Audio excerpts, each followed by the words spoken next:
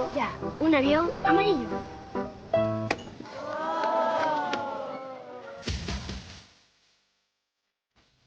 Saludos amigos de la Cinestación, sean bienvenidos a un nuevo episodio aquí en nuestro canal. Mi nombre es Sergio y estoy con Cristian. Hola, ¿cómo están, cinéfilos? ¿Qué tal? Y también estoy con Sofía. Hola, ¿qué tal chicos? Bienvenidos a la Cine Entrevista. El día de hoy tenemos a una invitada muy especial. Su nombre es Rosana Díaz Costa, una cineasta peruana con un largo trabajo cinematográfico a sus espaldas. Y hoy vamos a hablar de su ópera prima, que fue Viaje a Tombuctú. Vamos a hablar también de sus proyectos actuales y muchos más. Hola Rosana, ¿qué tal? Te damos la bienvenida a la Cinestación. Hola chicos, hola Lucero, ¿qué tal? Gracias por la invitación. Genial.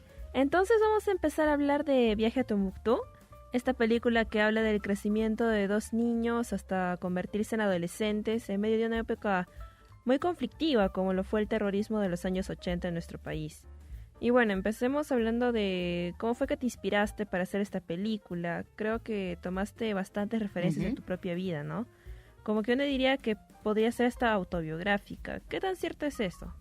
Bueno, yo fui adolescente en los años 80, entonces en realidad no es que sea autobiográfica, pero es bastante personal la película, ¿no? O sea, en realidad todo lo que está contado en esa película ha sido lo que o que viví yo o que han vivido personas cerca a mí, ¿no? Por decirlo, ¿no? Entonces, todas las emociones que están en la película las conozco bastante bien, ¿no? Y bueno, entonces es una película que está inspirada en lo que vivió mi generación, por decirlo, ¿no? En los años 80, dentro del contexto social en el que a mí me tocó vivir, que era como una especie de clase media que poco a poco se fue empobreciendo acá en Lima, ¿no?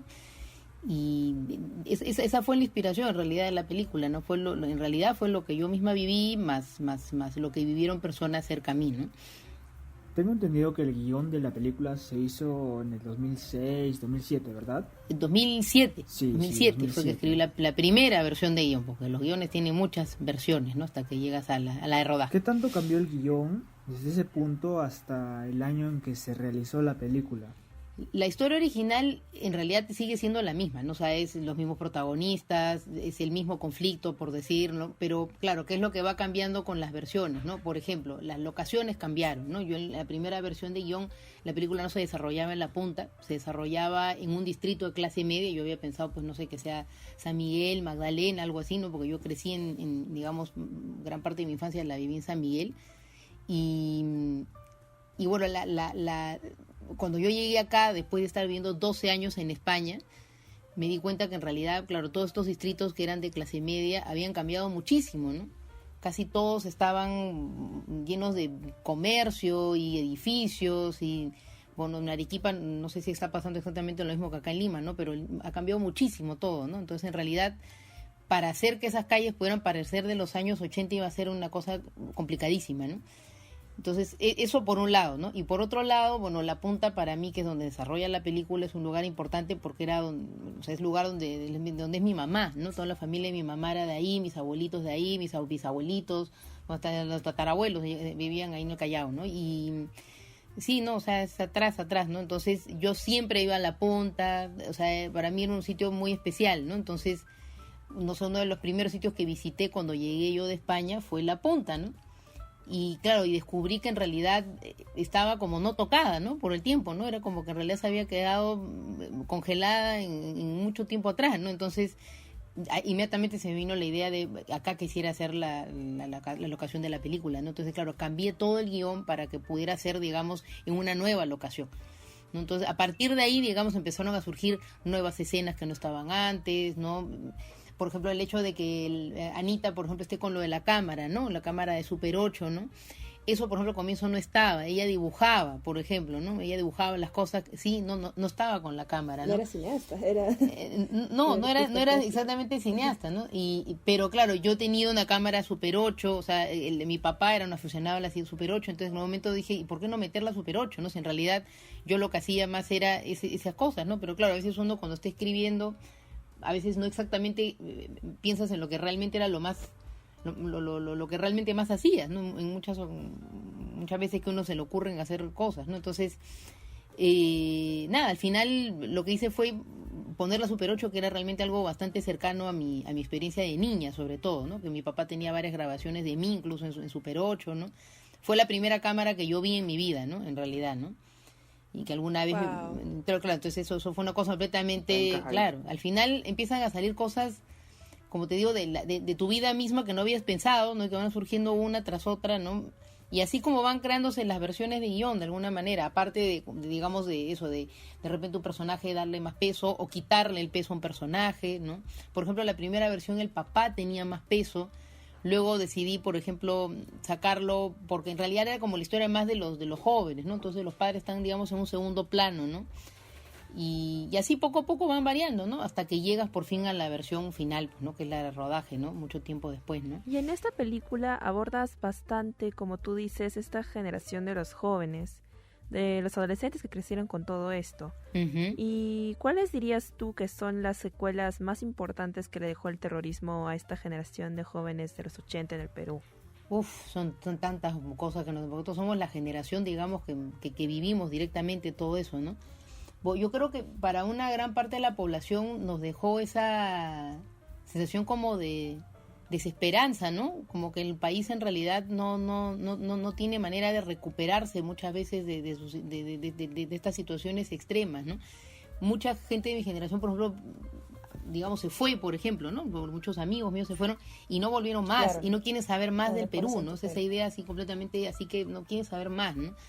Yo, por ejemplo, yo me fui, pero yo volví, ¿no?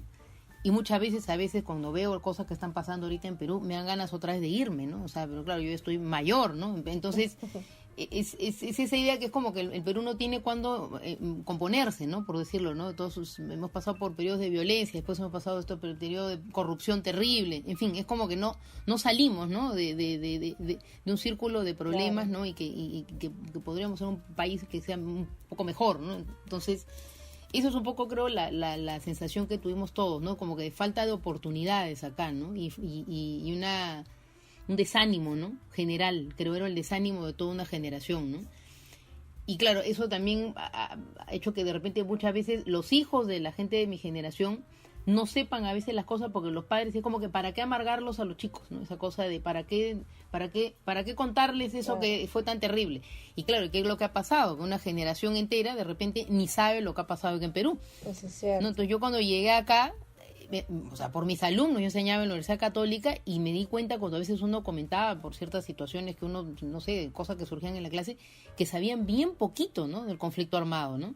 Pero casi nada, ¿no? Y dije, a ver, estos son chicos universitarios, ¿no? ¿Qué les han enseñado al colegio? ¿O qué les han enseñado en sus casas, ¿no? Entonces, claro, ese fue el momento en el cual también, esa fue una nueva versión de guión, ¿no? Que yo quise un poco darle un cariz a la película para que la vean gente muy joven. Dijo, o sea, yo quiero que la película sea apta para todos los públicos, de una manera, ¿no? Que la pueda ver un niño de 9 años, 10 años, 11 años, un adolescente, porque me parece que deberían verla, ¿no? Porque casi todas las películas que se hacen del conflicto armado acá en Perú son mayores de 18 años. Exacto. Y son mayores de 18, ¿no? Entonces, claro, ¿qué pasa con todos los chiquillos que podrían haberla visto, ¿no? O sea, son películas, además, la mayoría que incluso hasta los de 18 años incluso les parece muy fuerte. Que eso no es para mí, ¿no? Incluso ya a partir de los 20, sí, pues, ¿no? Entonces, le di una vuelta más al guión, ¿no? O sea, como fue esta idea de no va a mostrar la violencia para empezar, ¿no? O sea, la violencia que esté en off, eso fue una cosa que siempre la tuve clara, ¿no? Pero una de las versiones no fue así, por ejemplo, ¿no? Entonces después hubo el episodio de violencia, después lo quité, ¿no?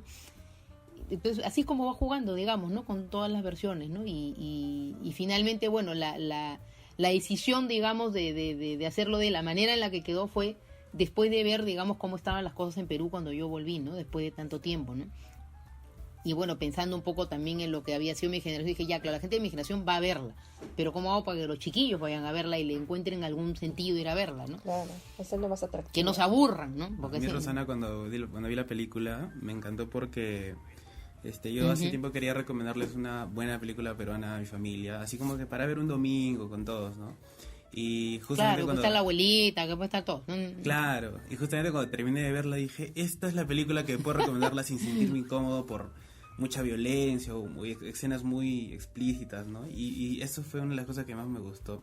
Y justamente hace rato mencionabas la importancia y lo que ha marcado a tu generación sobre el terrorismo.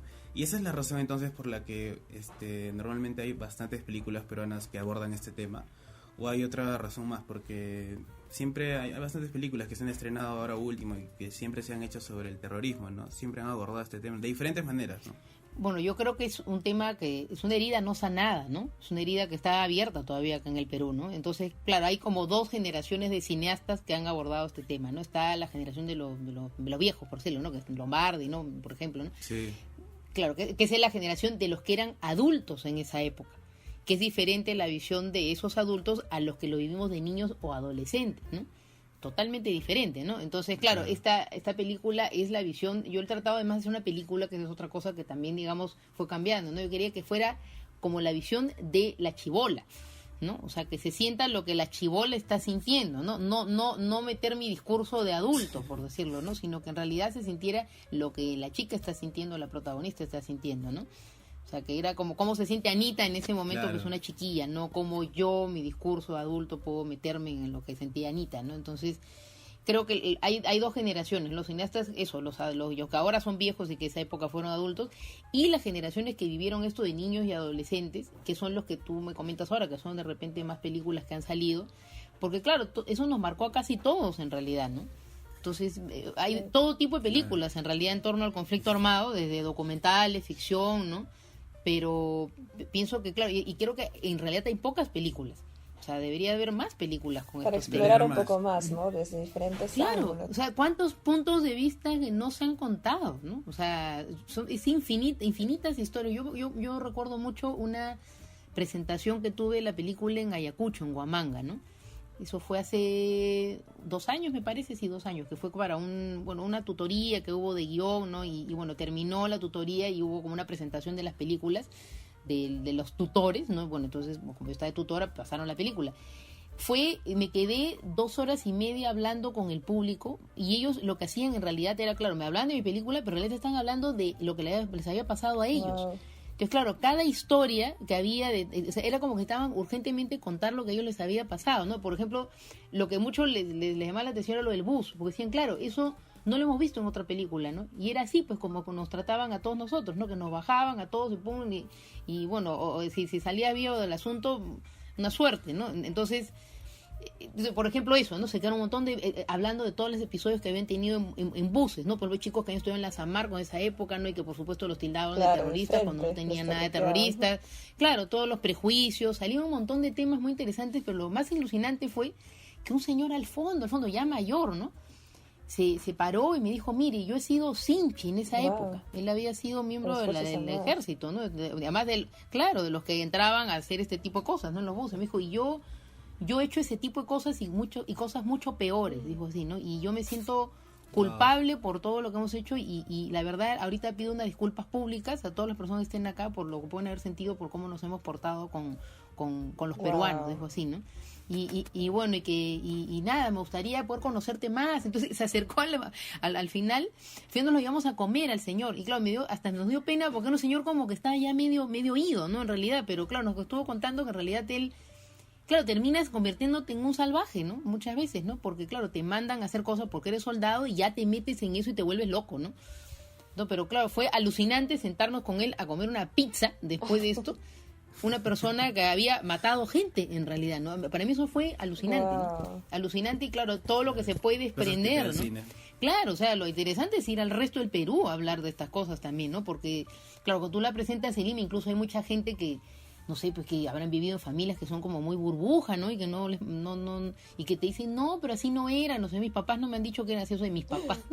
Entonces, claro, y claro, tú vas a una ciudad, digamos, que no es Lima, y de pronto todo el mundo te dice, hemos vivido eso, y esto, y el otro. Entonces, es que depende de por dónde hayas estado, ¿no? Entonces, creo que hay muchísimas historias que no se han contado del conflicto armado en el cine, ¿no? Claro.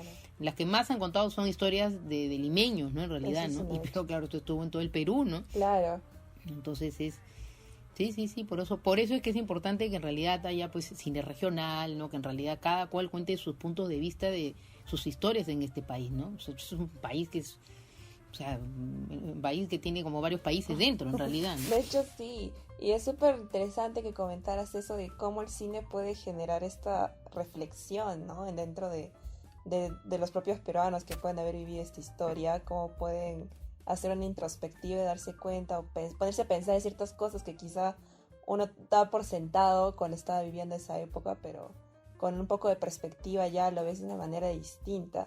Y por ejemplo, pero esto yo creo que quizá al momento de plasmar este tipo de situaciones en el cine, siempre hay que tener como que ciertos aspectos que uno tiene que cuidar o ciertas cosas en cuenta, porque no es fácil ponerse, no es como que uno se pone a grabar una película sobre terrorismo y ya, siempre hay que tener varias cuestiones presentes. ¿Tú cuáles dirías que son como que los aspectos más importantes que alguien que quiera retratar una película, digamos, desarrollando el terrorismo o cualquier otro conflicto violento, que debería siempre tener presente? Yo creo que tiene que haber un discurso claro, ¿no? O sea, ¿qué es lo que realmente quieres contar detrás de tu historia, ¿no? Porque si realmente tú lo que quieres simplemente es hacer una película, sí, porque quiero, no sé, pues que se vean las balas y los muertos y solamente en plan acción, no por decirlo, entonces en el fondo no estás contando nada, ¿no? Para eso mejoras una película acerca, pues no sé, de maleantes, mafiosos o lo que quieras, ¿no? Pero no contar algo que en realidad es parte de nuestra memoria, ¿no? Entonces yo creo que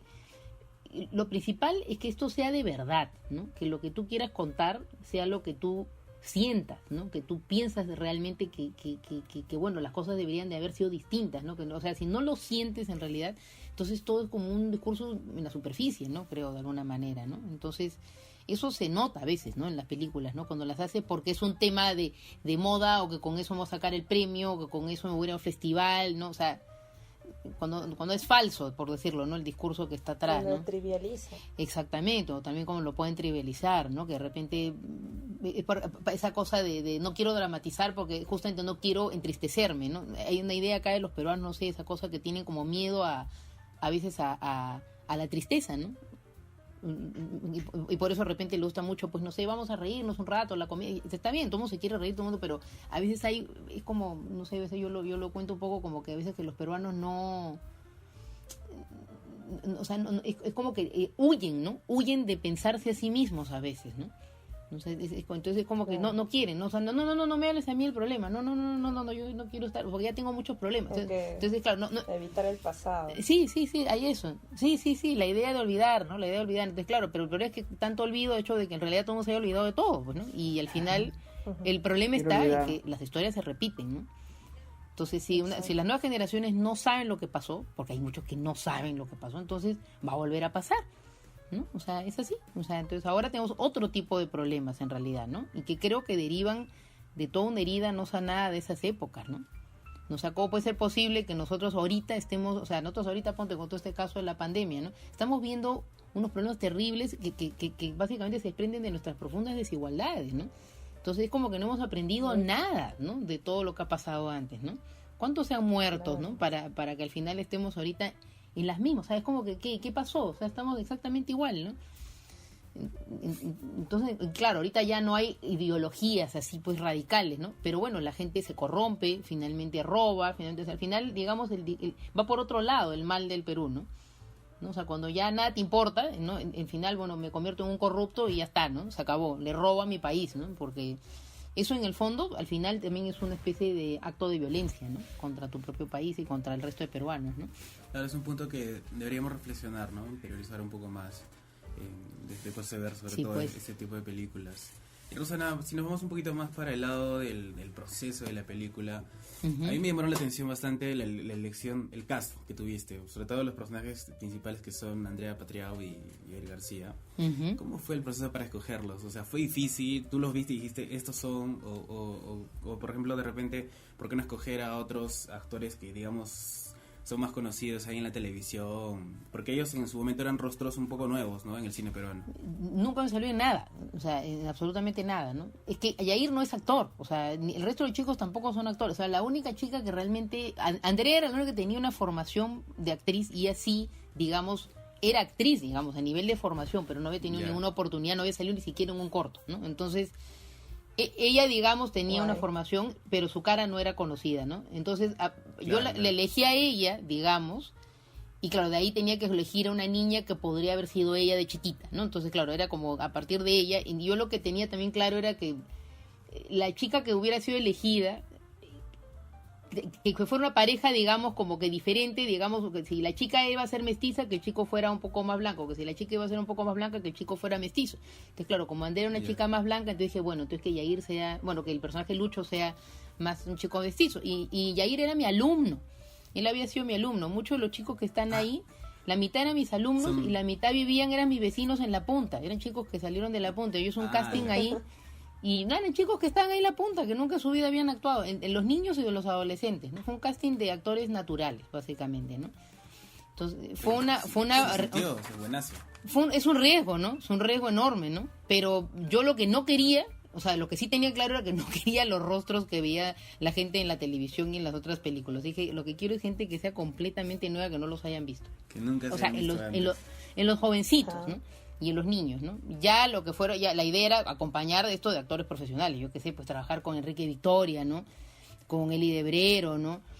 Juan Palomino, por ejemplo, que es el actor que hace de papá, ese es un súper actor de Argentina, ¿no? Que bueno, él es peruano-argentino, ¿no? Por eso es que él pudo participar de la película haciendo de peruano, por decirlo, ¿no? Entonces, claro, ellos le daban el peso, ¿no? A la película, ¿no? Pero claro, los otros chicos, fue bonito, ¿no? Porque de una manera, o sea, unos lo ayudaban a los otros, ¿no? Porque la espontaneidad de los chiquitos, digamos, se pasaba a los viejos, ¿no? Y los viejos, digamos, les daban consejos, ¿no? Los chiquitos, ¿no? Para poder estar en la película, ¿no? Fue un proceso bien bonito, en realidad, ¿no? Digamos, de trabajar a los actores, ¿no? De esa manera, ¿no? Que ahora para Julius ha sido un poco parecido también, ¿no? O sea, la idea era la combinación también de los niños eran no profesionales y los grandes, todos son profesionales, pues, ¿no? Hay otro personaje también en la película que es la banda sonora y toda la música que has utilizado, porque me llamó la atención porque... A mí me encantó mucho la banda sonora. Sí, porque de la nada estar viendo una película así, o sea, y de la nada escuchar a Gustavo Cerati y artistas bien famosos. ¿Cómo has trabajado el tema de los derechos de autor? O sea, no sé si nos puedes explicar. Debe ser una chambaza. Es una larga historia. Es una chambaza. Sí, es una chambaza porque cada canción tiene su historia. Pero bueno, les puedo contar así brevemente lo que pasó con cada canción, ¿no? Por ejemplo, el caso de Soda Stereo, ahora que me has hablado, pues así, de Gustavo Cerati, ¿no? Por ejemplo, ¿no? O sea, bueno, se pensó en esta canción de Nada Personal porque era, digamos, el disco, ¿no? Que estaba en esa época, que bueno, que es lo que cuando sucede todo esto, ¿no? Entonces, nada, en esa época Gustavo Cerati está en coma, entonces empecemos por ahí, ¿no? Entonces yo tenía coproducción con Argentina, entonces el coproductor argentino fue a buscar a la mamá de Cerati a la clínica, fue a la clínica y la buscó, le entregó el proyecto, le dijo que estábamos en una película, que queríamos incluir una canción de Soda Stereo, que el compositor había sido él, ¿no? Y la me dijo, bueno, denme una semana para leer el proyecto, yo los llamo. Se dio una semana, la señora llamó al coproductor y dijo, sí, yo creo que Gustavo hubiera firmado esto, ¿no? Que me gusta mucho el proyecto. Entonces, ¿y dónde tengo que firmar? La mamá tenía los derechos, ¿no? De él, ¿no? Entonces la señora firmó y de ahí los derechos de intérprete, porque son 3 derechos, ¿no? El derecho de autor, de intérprete y el fonográfico. El derecho de intérprete, que es Soda Stereo, lo tenía la Sony, ¿no? Entonces, claro, ahí había que lidiar con la Sony y ellos nos cobraron por digamos, el intérprete y el fonográfico. Siempre primero hay que ir al autor. Si el autor no te da el derecho, entonces da igual que tú tengas los otros. O sea, no salen los otros si no tienes el de autor. Entonces, bueno, ese fue el de Soda Stereo, ¿no? Entonces, digamos, hubo la anécdota esta de tener que ir a buscar a la madre a la clínica, ¿no? Con el de Charly García, por ejemplo, ¿no? Ese es mi favorito. Charly está loco, además, ¿no? Claro, pero lo de Charly fue toda una aventura, porque Charly no se acuerda, pues, además de las cosas, ¿no? Vive en su mundo, ¿no? Entonces, claro, mi coproductor lo buscó al manager de Charly. Le dijo que queríamos Pasajera en Trance. Entonces, el manager le habló a Charly y dijo, ya, perfecto, ¿no? Entonces firmaron, así, todo fue facilísimo. Y a la hora que vamos a buscar el derecho fonográfico, claro, porque él firmó autor e intérprete, ¿no? Pero faltaba el fonográfico, ¿no?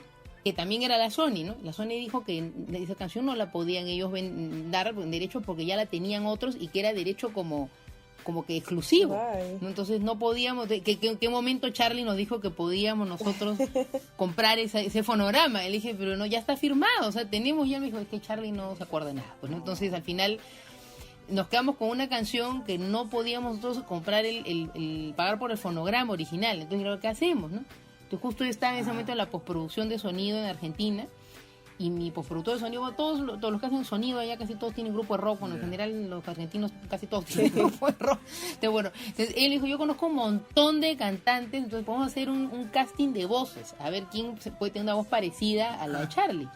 Entonces él convocó a todos sus conocidos, y que ya le dicen a los conocidos de los conocidos, y se hizo así un Yo Soy, pero un Yo Soy Charlie, pero allá en Buenos Aires.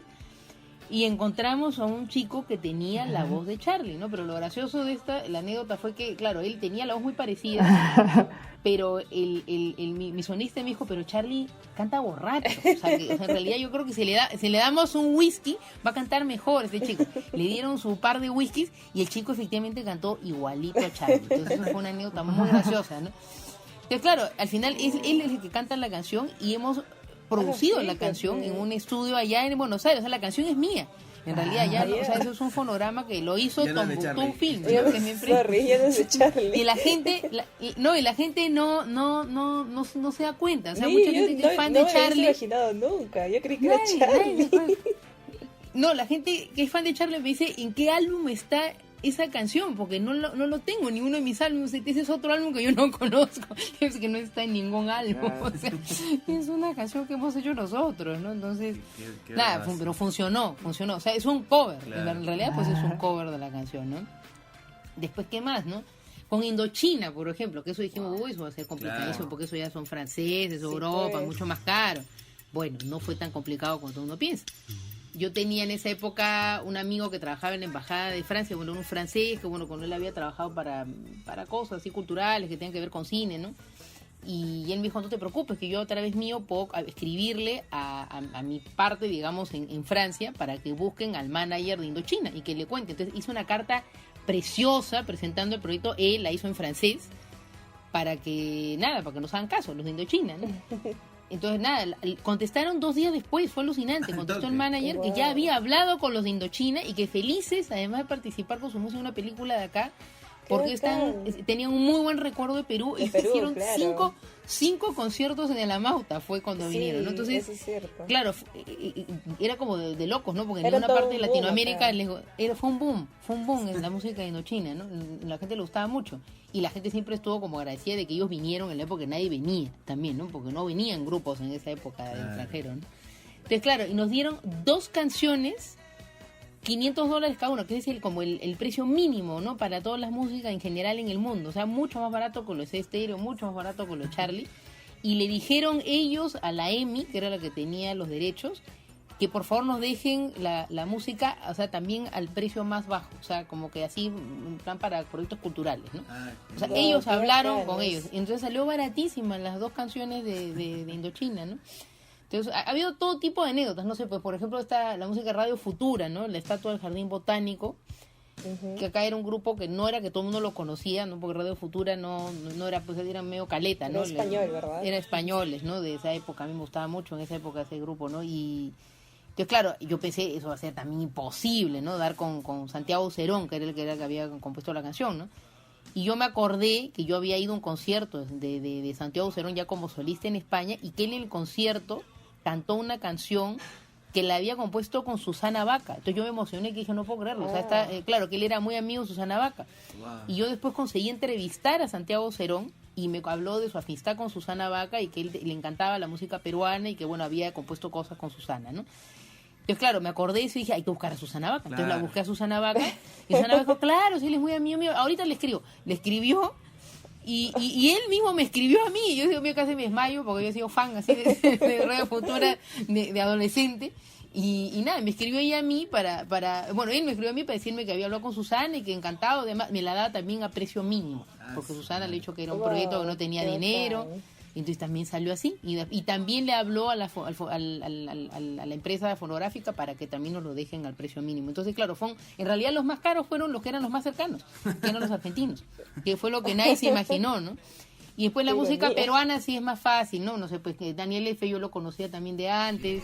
Entonces Daniel incluso, o sea, él tocó de nuevo la música de Leucemia para que no tuviera que yo ir a pedirle los derechos al virrey, porque incluso el virrey ya ni existe. Claro. Entonces él lo interpretó de nuevo porque así me dijo, ya no tienes que pedirle derechos a nadie, o sea, solamente me pagas a mí y ya está, ¿no? Buenazo. Y una canción que él había compuesto en esa época, me dijo, esta canción le va a tu película. Entonces, la de Un Pequeño Refugio, esa me la dio para la película, ¿no? Entonces, él la cantaba en sus conciertos también, a veces decía, ¿no? Bueno, esta canción es de la película Viaje a Tombuctú, que ya va a salir, no sé qué, o sea, que me hizo Publicherry durante toda esa época, además, ¿no? Claro, para promocionarla. Qué buena gente. Claro, entonces en realidad, claro, no fue tan complicado, pero claro, todo esto tomó meses, ¿no? Todo esto que le estoy contando en unos minutos tomó muchos meses de trámite, ¿no? Entonces, no es fácil el tema de conseguir los derechos de las canciones, ¿no? Pero se puede, ¿no? Sí se puede si vas y estás siguiendo ahí a ver quién es la persona que compuso la canción, en realidad, ¿no? Todo este tema de la música en la película, como que le fue bastante bien, yo creo, porque siempre todas las canciones le dan de todo este refuerzo en el aire de que estás en los 80 y realmente te trasladan a esa época. A mí sí, particularmente me gusta mucho la música de esa época y me emociona escuchando todas las canciones. No sé, yo me acuerdo que en algunas funciones, yo me acuerdo que alguna vez fui al cine, ¿no? A ver qué tal estaba yendo la película y todo, y la gente se quedaba en los créditos para escuchar la canción, ¿no? Hasta el final, la música. Claro. Claro, Sí. claro, eso fuera genial, porque bueno, pues, algo tiene que hacer que la gente se quede a ver los créditos, ¿no? Que nunca nadie ve los créditos, ¿no? Pero a veces, bueno, de repente por escuchar la música la gente se queda sentada en su asiento, ¿no? Claro, porque si no me equivoco termina con Alazón. Sí, termina con la zona. Sí. Sí, O sea, es pasajero en trance y de ahí pasamos a la zona. A la zona, ajá. Sí, exactamente. Exacto, muy buena selección, por cierto. Y bueno, pasando un poco más, regresando a este tema de la película en sí, y un poco más abriéndonos al tema del cine. Uh-huh. Como íbamos mencionando, esta película tiene bastante, o sea, tiene por un lado la historia de los chicos creciendo, pero por otro lado también tiene su discurso, como tú mencionas, que es un poco la perspectiva de estos chicos en cuanto a lo que les rodeaba. Y esto de que el cine plantee ese tipo de discursos y que muchas veces no está como que orientado solamente a entretener. En base a esto, ¿tú qué dirías cuál es la principal función del cine? Porque mucha gente lo ve como que voy a ver películas para pasar el rato, pero vemos que hay muchas obras que no son para pasar el rato, son para darte un mensaje, como para educar inclusive. ¿Qué es lo que el cine debe principalmente cuidar y tratar de transmitir? Bueno, yo creo que cada quien es libre de hacer la película que quiera hacer, ¿no? Pero en un país como el nuestro, con tantos problemas que tenemos, ¿no? Y con lo complicado que es hacer una película, yo pienso que es una cosa muy personal, ¿no? O sea, hay tantas historias para contar y que no quiere decir que porque, digamos, tengas un discurso y que de alguna manera hagas reflexionar a las personas, no quiere decir que tu película tenga que ser aburrida, ¿no? Porque también esa idea, ¿no? Eso es serio, entonces me va a aburrir, ¿no? Y yo creo que puedes, digamos, hacer reflexionar en algo a la gente y que la película no sea aburrida, ¿no? Entonces, esa es una cosa que hasta ahora se maneja y no se maneja a veces acá en Perú, ¿no? Porque tenemos como un divorcio, ¿no? Hay que saber las películas que son solo para entretenerse y que no hay reflexión alguna de nada, ¿no? Y las películas son más de festivales y que a veces no las ven muchas personas acá porque o les aburren o les parece lentas, entonces, o ni siquiera se enteraron de su estreno, ¿no? Entonces, creo que hace más falta películas más como en medio, ¿no? Que más sirve para educar cinematográficamente a la gente, ¿no? Que sepan que se puede ver una película que no necesariamente es la comedia en la cual no hay ningún tipo de reflexión de nada, pero que no te vas a aburrir, ¿no? No sé, un país como Argentina, por ejemplo, ha hecho muchas de estas películas, ¿no? Ellos han hablado, por ejemplo, de la dictadura argentina en cientos de películas, ¿no? Y son películas que son entretenidas y que son buenas y que las puede ver todo el mundo. Son para todos los públicos, además, ¿no? Entonces, eso creo que está faltando acá, ¿no? Es un tipo de película más para todos los públicos, pero con una reflexión atrás, ¿no? Que incentive la reflexión a pensar en algo, ¿no? En algo, en lo que sea, ¿no? Pero no la evasión absoluta, ¿no? Porque a veces la gente, yo creo que lo que busca es eso, ¿no? Como una evasión, pero es porque creo que no conoce este producto como intermedio, ¿no? Exacto, Por decirlo, o sea, ¿no? hace falta como que saber equilibrar, ¿no? Este tema de hablar de un tema un poco más social y también ponerte una historia que sea interesante, que sea entretenida, que el ritmo sea chévere y que no sea como que una vez se pone a ver las películas independientes así y los primeros minutos de por sí ya como que te desaniman porque, no sé, tienen planos muy, muy largos y es como que uno se queda pensando, ya quiero que empiece la acción, es muy distinta, como tú dices. Es que es muy difícil ver ese tipo de películas cuando el público de repente no tiene una formación cinematográfica. O sea, tú estás acostumbrado a ver todo tipo de películas, entonces, bueno, ves todo, ¿no? Pero no puedes pasar de eso, entonces claro, ahí vienen todos los prejuicios y todo el esnovismo también, que el que no ve ese tipo de películas es tonto, ¿no? O sea, además permanentemente hay ese discurso, ¿no? Entonces, siempre estamos divorciados, ¿verdad? Como muchas cosas, ¿no? Bueno, en el cine no hacen las tantas cosas que estamos divorciados, ¿no? Entonces, claro, o sea, es un tipo de película que exige de una formación de cine, ¿no? Que ya has visto otras películas con ese ritmo, con esa cadencia, y que tienes que estar preparado para ese tipo de película también, ¿no? O sea, no la vas a ver sábado por la noche, como lo mencionaba, con toda la familia, la abuelita y todo, y la Coca-Cola y las palomitas, y la canchita. No, o sea, hay películas que de repente es más para que las veas tú solo y por un interés cinematográfico más que otra cosa, ¿no? Entonces, ese es el problema, ¿no? Y acá en Perú, las familias, normalmente pues todo el mundo tiene hijos. Las películas que no son aptas para todos acá a veces no es que tengan tanto público por eso. Porque las familias peruanas tienen hijos, ¿no? Entonces van al cine con toda su tropa, básicamente, ¿no? Entonces, claro, las películas aptas para todos son las que más ven los peruanos, en realidad. Y claro, ¿cuáles son las películas aptas para todos? Las comedias estas que no hay absolutamente reflexión de absolutamente nada, ¿no? O sea, no vamos a decir nombres para no... No vamos a decir nombres. A mí, por ejemplo, cuando voy al cine, por ejemplo, veo varias de esas comedias que ya sabemos a qué nos referimos. Sin embargo, aquellas películas que son peruanas y que valen la pena también mirar, están en horario ultra ahí escondido, 11 de la noche, 11:30, casi 12 medianoche. O bien temprano, que es como la una sola vez en una sala. Para que no las veas.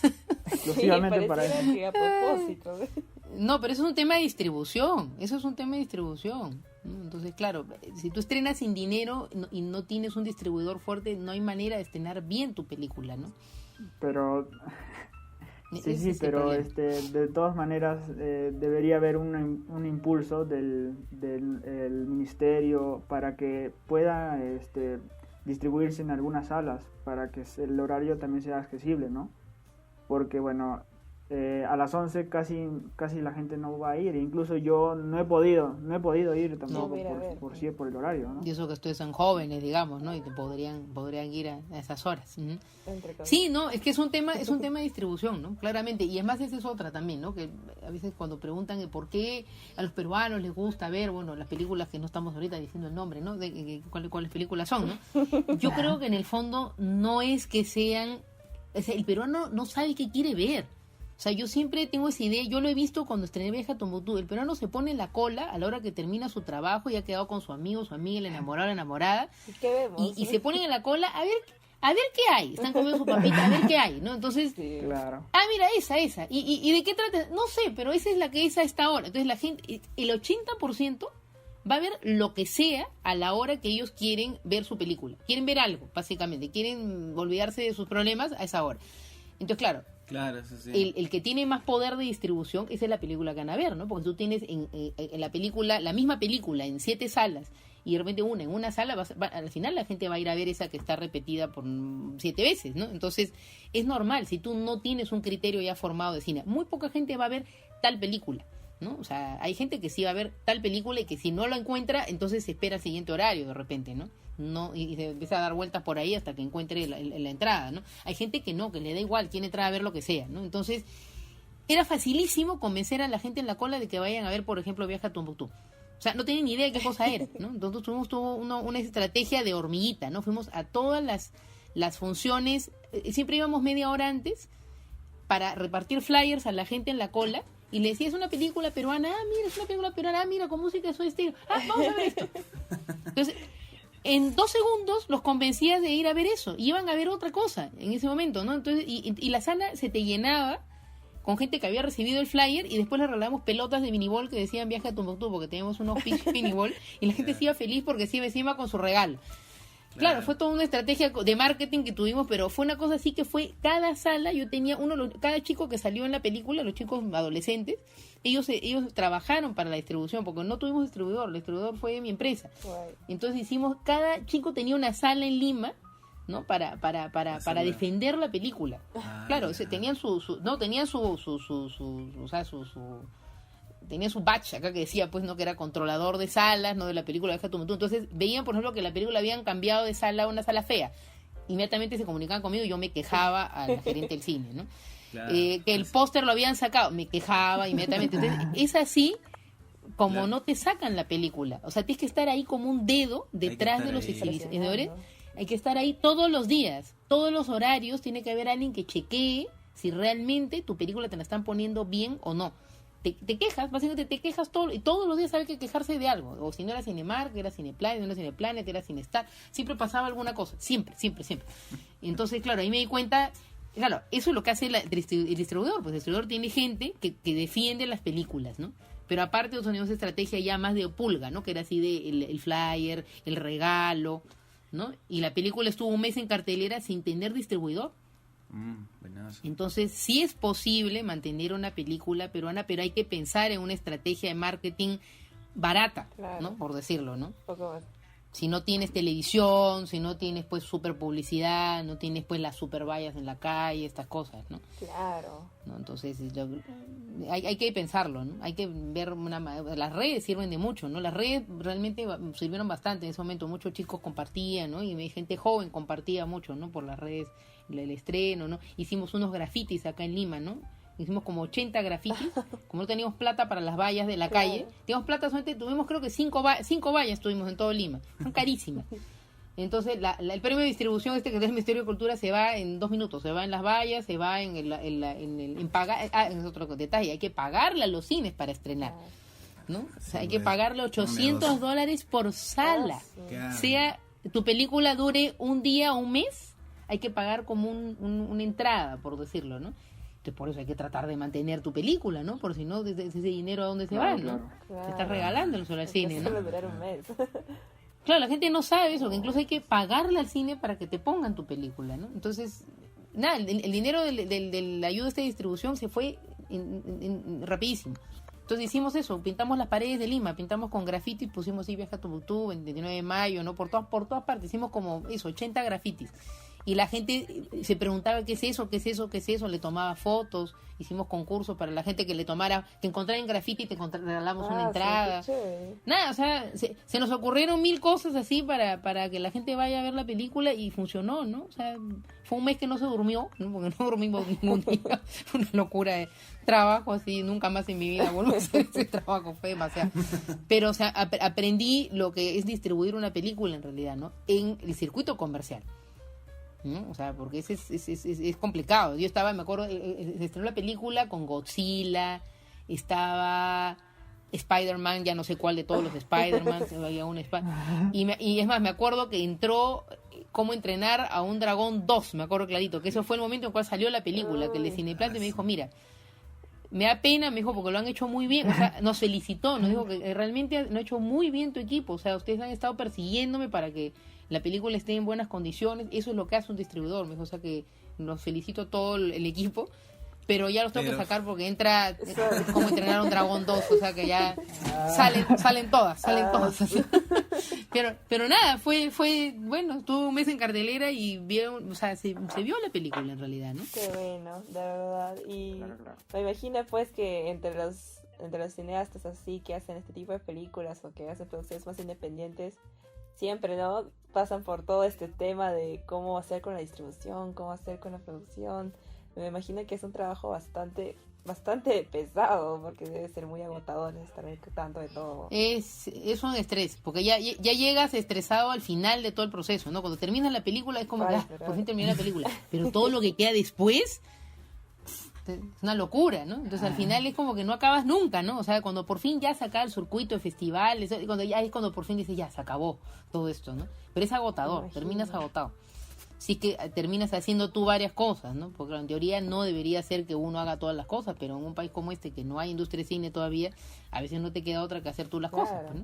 Sí, pues. Y hablando un poco más de esto de la industria del cine y cómo está la escena ahora, bueno, al menos desde mi perspectiva, en estos últimos años cada vez hay más cineastas mujeres, ¿no? Cada vez veo más directoras, más productoras, más directoras de fotografía, guionistas, hay más presencia. Y todo eso desde tu experiencia, todo este tiempo que has estado trabajando en este ámbito, ¿cómo está la industria cinematográfica en cuanto a igualdad de género, en cuanto a presencia de mujeres? ¿Cómo está la situación?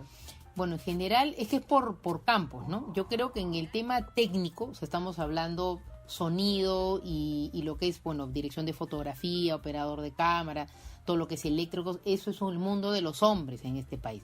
Hay muy poquitas mujeres, hay algunas, ¿no? No sé, por ejemplo, ahorita, bueno, la más famosa es Micaela Cajaguaringa, ¿no? Ella no vive ahorita acá en Perú, pero ella es la directora de fotografía que tenemos acá en Perú, ¿no? Bueno, peruana, mejor dicho, a pesar de que no vive acá. Y hay un montón de jóvenes, digamos, pero son muy jóvenes, ¿no? Son de 20 y tantos años que están entrando, digamos, en puestos de segundo asistente de cámara, tercer asistente de cámara, ¿no? Pero le está costando mucho, ¿no? Porque efectivamente es un mundo muy de hombres y claro, y siempre ha habido este prejuicio de no porque no pueden cargar la cámara, o no porque no pueden cargar los trípodes, o no porque se tienen miedo de chancarse el dedo, esas cosas, ¿no? Que claro, que puede ser que las mismas mujeres a veces han dicho, no, yo no quiero hacer eso, o sea, cuando están estudiando, eso yo lo he llegado a ver, ¿no? Que las mujeres, no, yo no quiero eso porque me da miedo, eso de, pero eso, incluso la misma mujer se rechaza, digamos, ¿no? El tema técnico a veces, ¿no? Claro, ella se autoexcluye, exactamente, ¿no? Entonces, ese es el mundo hasta ahora principalmente de hombres, ¿no? De sonido también, ¿no? Pero, por ejemplo, ahora en Un Mundo para Yulus había, el jefe de sonido era hombre, el primer asistente también, y la segunda era una chica, por ejemplo, ¿no? Entonces me alegró mucho ver por fin en sonido una chica que estaba ahí todo el día con el boom parada, así en ningún momento dijo, me cansé, ¿no? Porque es terrible estar todo el día con los brazos así, con el boom, ¿no? Y después, no sé, en el equipo de cámara sí no había mujeres, por ejemplo, eran todos hombres, ¿no? Después, en el mundo de arte, en el departamento de arte sí hay más mujeres, ¿no? Hay bastantes más mujeres, ¿no? Es más, bueno, yo ahorita acabo de trabajar con Susana Torres, por ejemplo, que es una muy buena directora de arte, y en su equipo habían 2 mujeres más, ¿no? Entonces, bueno, era una mezcla de hombres y mujeres, pero era ella la jefa la que llevaba la batuta de todo, ¿no? Vestuario también sigue siendo un reino de mujeres, ¿no? Entonces la jefa de vestuario también era mujer, en la otra película también fue mujer, maquillaje y peluquería, el reino de las mujeres también, ¿no? Pero claro, estos son, digamos, como que siempre ha sido así, ¿no? Entonces, eso es como que la idea es romper con lo otro, ¿no? O sea, que las mujeres entren también al tema técnico, que no tengan miedo de repente entrar y que no les pongan esta pared, ¿no? Como diciendo, no, tú no vas a poder, ¿no? Pero claro, tiene que ser la chica como muy avesada, pues sí, bueno, a mí que me importa lo que me digan y hago lo que me da la gana, ¿no? Un poco también ya depende de la chica, ¿no? Que quiera hacerlo, ¿no? Y después en producción hay de todo, ¿no? Hay muchas productoras y bueno, y también muchos productores, pero creo que en general de directoras de producción hay más mujeres que hombres, en general. Hay más mujeres que hombres, ¿no? Porque generalmente, claro, esta idea de que las mujeres como que administran mejor el dinero. Pero yo, por ejemplo, yo he tenido ahora en Un Mundo para Yulus, tuve un administrador hombre, tuve un director de producción hombre que funcionó muy, muy bien, ¿no? Y me lo recomendó la que iba a ser mi director de producción, que era mujer, ¿no? Ella me dijo, él, ¿no? ¿Por qué le va a ir bien a tu proyecto y todo? Entonces, bueno, ella me lo recomendó, pero iba a ser una mujer, ¿no? Y bueno, y en su equipo eran mitad hombre y mitad mujeres, ¿no? Lamentablemente estamos en un país tan machista que, por ejemplo, ¿no? Que eso ha pasado y eso lo han contado muchas productoras amigas mías, ¿no? Que, por ejemplo, en situaciones, por ejemplo, de ir a un pueblito chiquito, ¿no? La gente como que le tiene más respeto si va un hombre a veces a decirle las cosas y no cuando va una mujer, no le hacen caso a la mujer. Entonces, cuando hay una directora de producción mujer, tiene que llevar un jefe de producción hombre, como un capataz, ¿no? Para que ese tipo de situaciones vaya el hombre y que él sea el que hable con esas personas que no le van a hacer caso a ella. Entonces hay que estar todo el rato, como siempre tiene que haber hombres y mujeres en el equipo de producción con un rodaje para que esas situaciones, digamos, se campeen con un chico, con una chica, bueno, con un hombre o una mujer, ¿no? Pero hay maneras, ¿no? Digamos, ¿no? De resolverlo, ¿no? Por decirlo, cuando son todas mujeres o todos hombres, siempre hay algún problema. La idea es que siempre haya mitad, ¿no? Y en mi equipo de dirección, por ejemplo, yo esta vez he tenido asistente de dirección hombre, pero script mujer y segundo asistente de dirección mujer, ¿no? Entonces había un montón de mujeres en realidad en el equipo, ¿no? En esta última película, más que en la primera película. Y claro, y me doy cuenta también por mis alumnas y todo, porque del primer rodaje que fue en el 2012 a este rodaje que ha sido en el 2019, claro, yo he visto muchas alumnas mías, por ejemplo, que cada vez se lanzan más a temas técnicos, que están cada vez lanzándose a lo que antes no se lanzaban de repente en las mujeres, ¿no? Entonces yo creo que es un tema de relevo generacional, ¿no? O sea, yo creo que la próxima generación ya va a ser como más natural que las mujeres estén en cualquier ámbito, ¿no? Y a mí siempre me pregunta eso de que si yo he sentido algún tipo de, no sé, de situación incómoda porque yo era la directora y yo era mujer, jamás. O sea, eso yo lo tengo que decir, ¿no? Jamás. O sea, siempre me han respetado mucho y jamás en la vida ha habido un tema de porque yo era mujer no me hacían caso o algo así, para nada. Para nada. O sea, en mi labor como directora, ¿no? Ya he sentido ese tipo de cosas, pero más en otro tipo de situaciones. Yo como productora, por ejemplo, como productora ejecutiva, ¿no? Que siempre le hacen más caso por ejemplo, mi coproductor hombre llegaba, pronto me hacían más caso a él que a mí.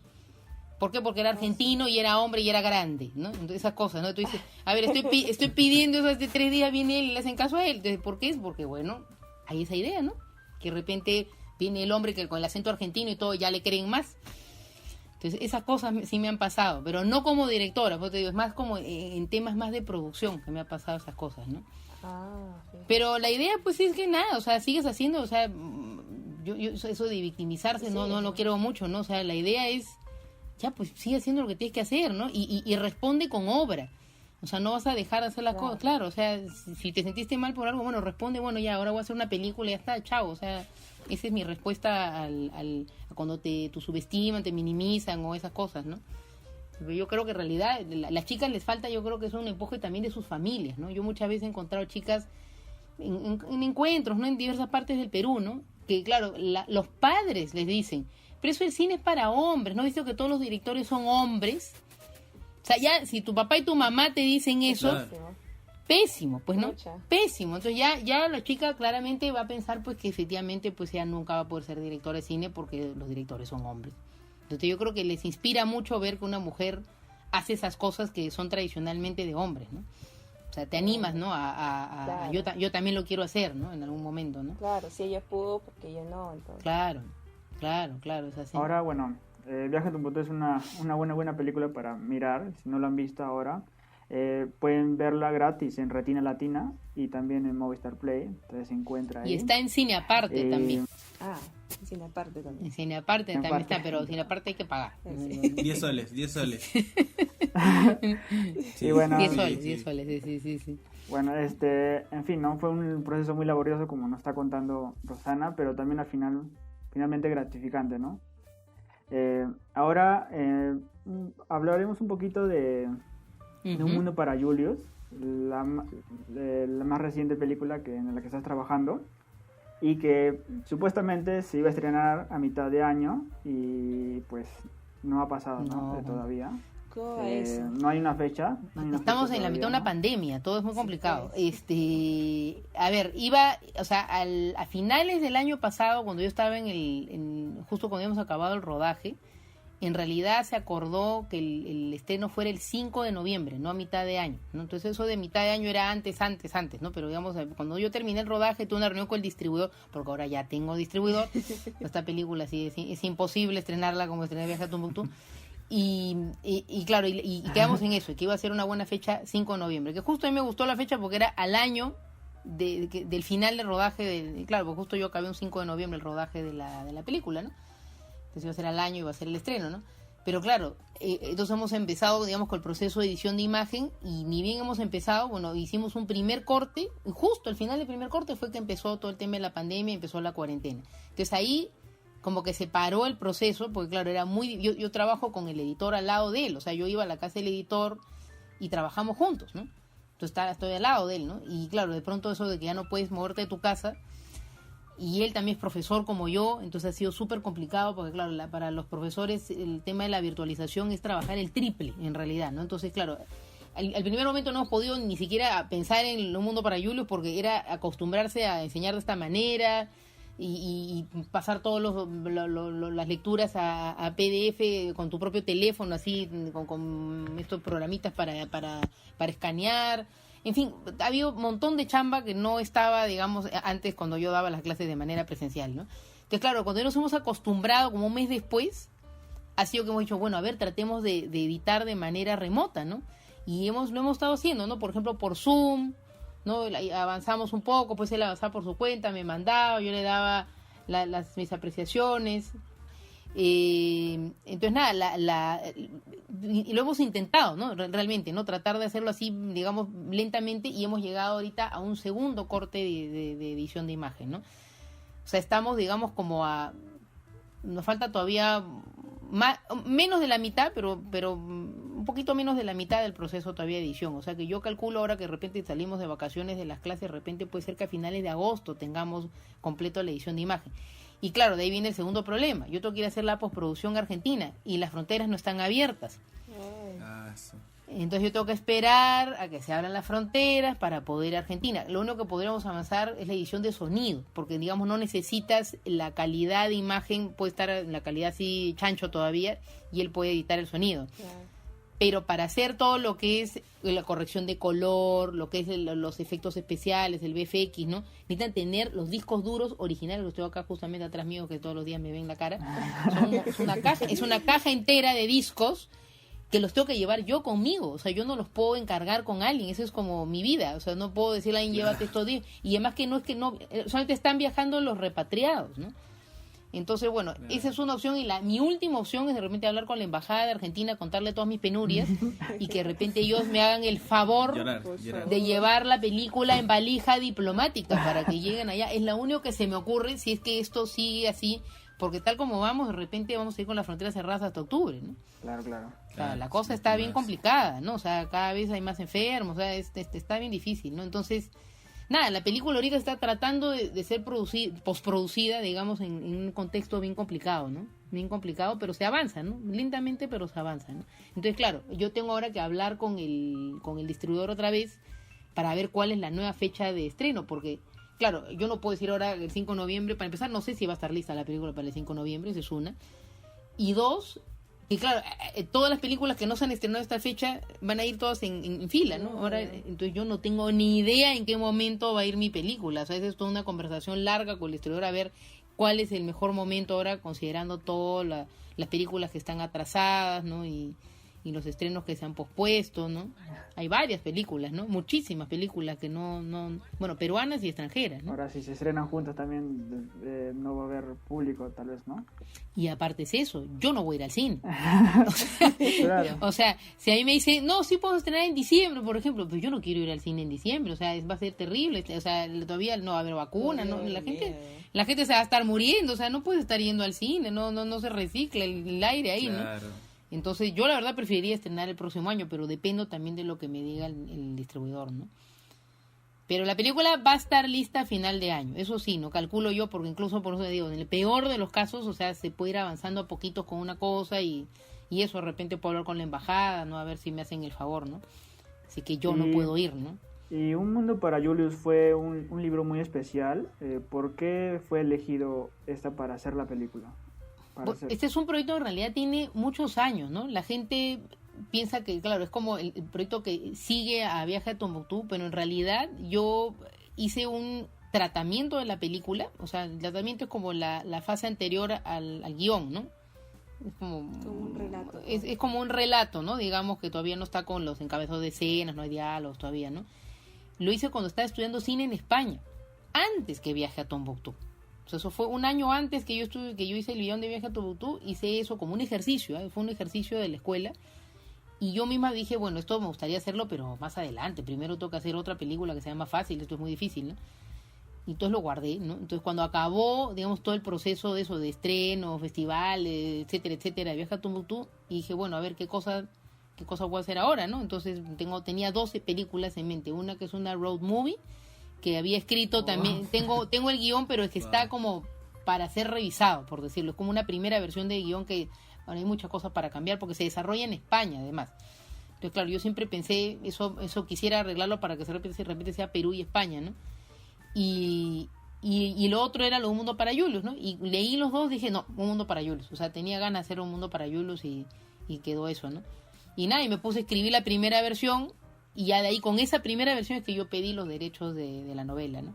Y ahí empezó el proceso, en realidad, ¿no? Eso fue en el 2015. Miren, hace 5 años fue todo eso. Hay un problema cuando se adapta el libro a las películas. Siempre la gente es bien criticona, por decirlo así. Uf. No se parece a lo que yo he leído, no me gusta. ¿Cómo se lidia con eso? No sé, pones un casco, me imagino.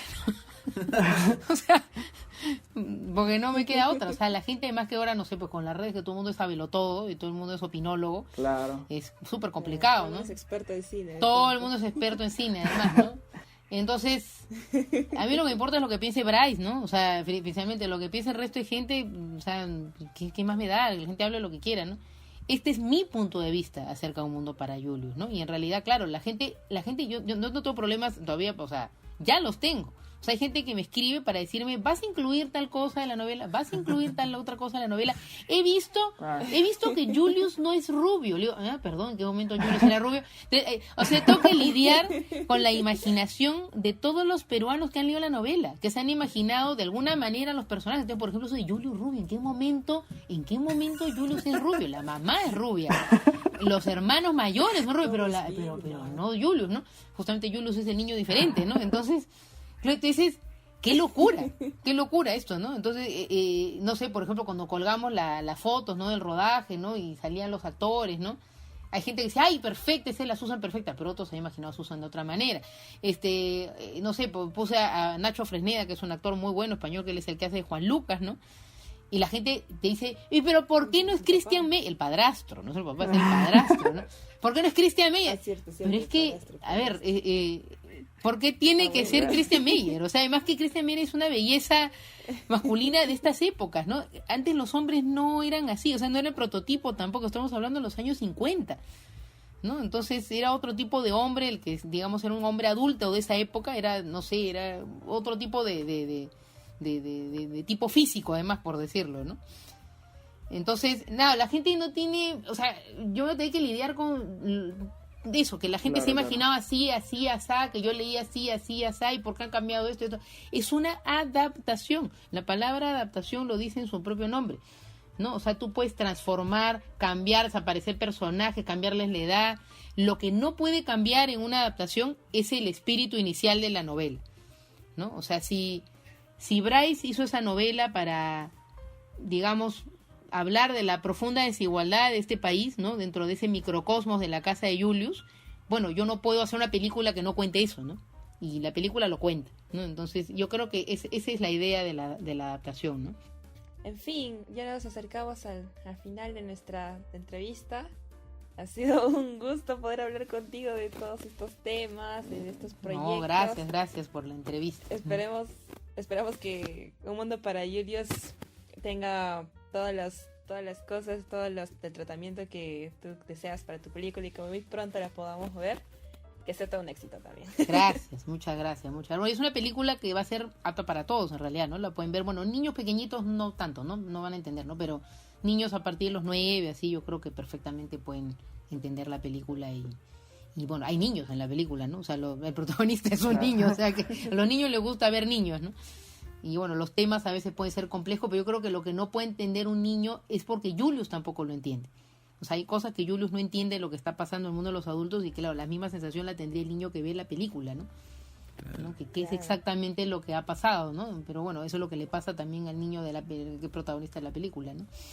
Y claro, lo que van a ver es una adaptación basada en lo que le pasa realmente solo a Julius. O sea, en la novela no van a estar estos eventos en los cuales están solamente Susan por su cuenta o Juan Lucas por su cuenta o Susan y Juan Lucas por su cuenta. O sea, solo se va a ver los episodios en los que está Julius, ¿no? O sea, es realmente un mundo para Julius en toda regla, ¿no? O sea, que en realidad, porque la novela tiene como una ramificación gigantesca, ¿no? De miles de anécdotas y es un árbol, ¿no? Lleno de ramas en realidad, ¿no? Y esto acá, digamos, hemos tratado de centrar esto en cuál es el conflicto principal en realidad de Julius, ¿no?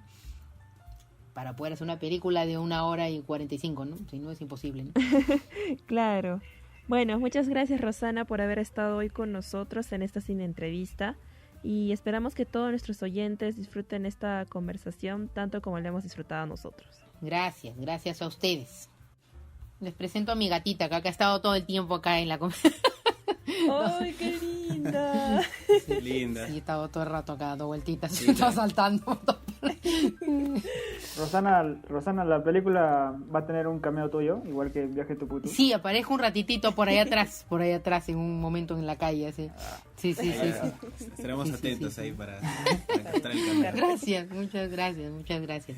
Sí, y ya saben, a todos los que nos escuchan, si quieren la mejor banda sonora para su película, ya saben a quién contactar acá a Rosana, porque Les puedo dar tiene el asesoría. contacto con Indochan y con todos. Claro. Qué gracioso. Muchas gracias, Rosana. De verdad, Gracias, esperemos volver a verte pronto. Amigos, recuerden seguirnos en nuestras redes sociales, en Facebook como La Cinestación y en Instagram como @la.cinestación. Y bueno, eso ha sido todo. Nos vemos en nuestra próxima edición. Chao, chao. Hasta luego. Nos Chao. vemos. Llegaste vestida para arrasar la ciudad, dejando atrás pretendientes y no ir jamás por los suicidios pendientes.